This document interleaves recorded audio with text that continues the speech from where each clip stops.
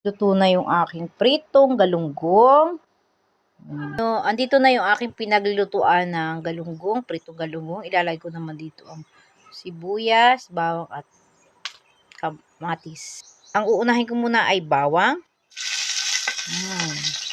Hintayin nila ang natin itong maging kulay brown.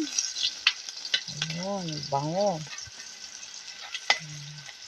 Magpula na ang bawang. Ito naman isusunod ko ay sibuyas. Walang tao ron. Tiga-tita mo din din. Wow. Ang bango. Sibuyas. Isusunod ko naman itong kamatis. Isusunod lang natin ang kamatis. Isusunod ka naman itong kalabasa. Squash. Wow. Wow. Isusunod ko naman itong malunggay na aking hinimay na. Wow. Ito nga. Oh, wow. Isa. Tama ko na ito sa pag-isa. Para masarap at masustansya ang aking niluluto. Ayan, guys. Halu-haluin lang natin ito, guys. Ay, naroon pala si Ate Mushi. Halu-haluin lang natin. Ang kulit ni Talia. Gusto isama ng tita. Ayaw sumama. And habang ako nagaluto, ay nakulit ko si Talia. So, ito nga, ilalagyan ko ng tubig. Isang basong tubig. Pampalambot ng kalabasa. Ayan, guys. Oh.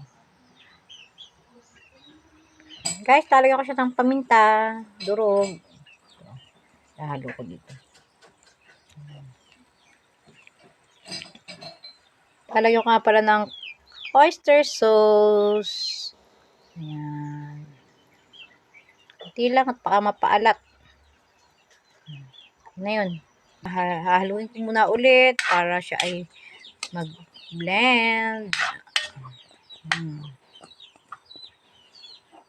At saka guys, tatakipan muna natin ang aking gulay para lumambot. Ayan. Kunting kulo lang at ating aahon na yan. Luto na yan. Medyo alakasan ko guys ng apoy. Ayan guys. Luto na ang aking kalabasa with malunggay. Patayin na yung apoy.